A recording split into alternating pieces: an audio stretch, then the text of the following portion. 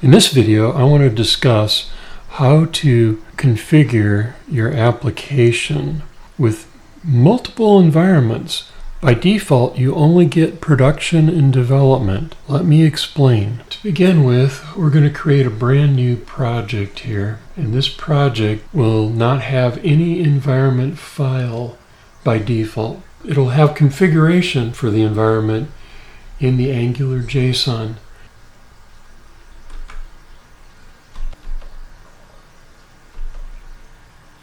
The project is built on Angular 20. I just generated this. I haven't done anything to it except generate it. And let's take a look at the Angular JSON file. So here are your configurations. It says production and development. And the default configuration is production. And if we go down here and look, we see nothing else.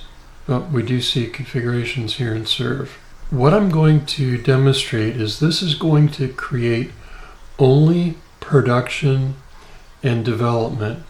And because production is the default, it's not going to add production to the file name. So let's go into the terminal here.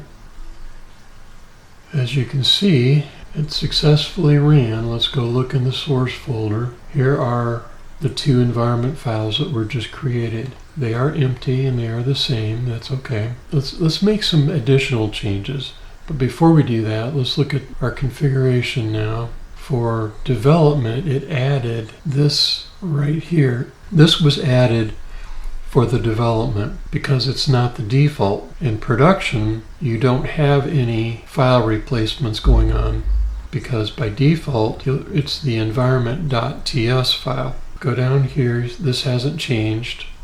The only thing that was changed is that. So noting this, let's delete this project and recreate it and start over. But this time we're going to create, not in here, we're going to create in here some additional environments. All right, let's create this again. Now the difference is before I run generate environments, I'm going to modify my Angular JSON because generate environments is actually using Angular JSON to figure out what environment files to create. I just discovered this and I think it's interesting and I think you should know about it. Let's go back into WebStorm. Alright, so note that there is no environments folder here. Let's go into Angular JSON and let's go down to configurations right here. Let's make some changes. I'm going to rename this to prod, not production, which means I need to also go down here and rename this to prod. I just want to shorten my names. Dev, I want to shorten to dev. So I've shortened the existing names and I've got things set up, but I want my default to be dev, not production. So just dev, so that's my default configuration now. And I want to create I want to create a copy of production.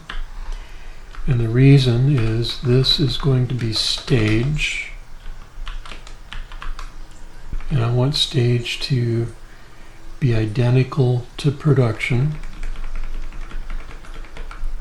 Go here, duplicate that.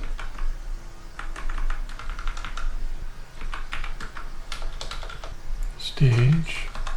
Now, I want a QA. So I'm going to QA. And the reason I'm duplicating dev here is dev is very similar. I want QA to be just like dev. I think I called it QA here. I want this QA. Now if you remember, by default it created environment TS. This is in the environments folder. So it created the environments TS and the environments.development TS. Now it's going to create environment.prod ts, environment.stage ts, environment.qa.ts, and then environment ts. I gotta make that dev, not development. Alright, so now default configuration. Alright, so I'm all set up. Now let's run ng generate environments and let's see what happens.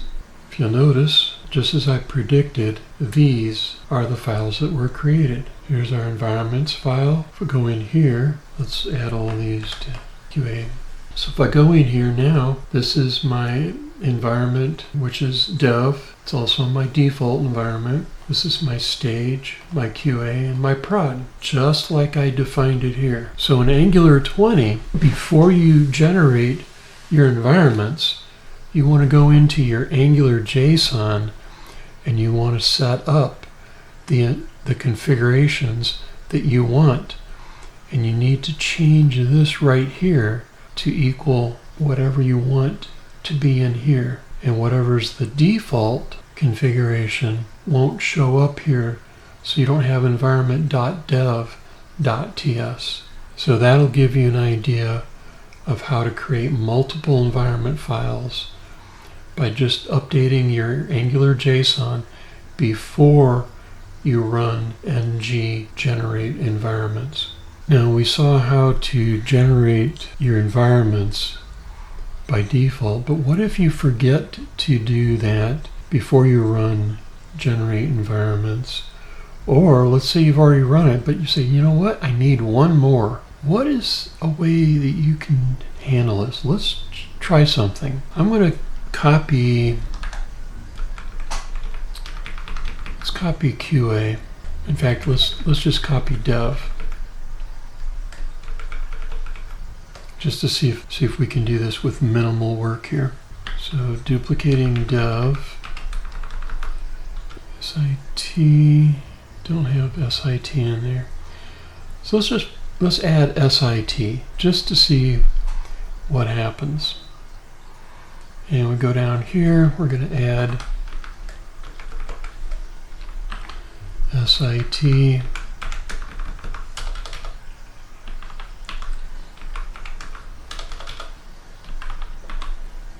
SIT, and we're going to go down here and we're going to say generate environments. See if it adds it. Look at that. So it added SIT without having to do anything else. So I did have to go into my Angular JSON and I created it, but it updated it. Now notice that it adds this file replacements.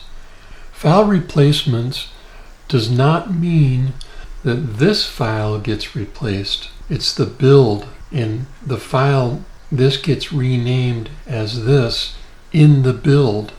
It does not replace this file right here. This file will stay. This is your development file, your default file.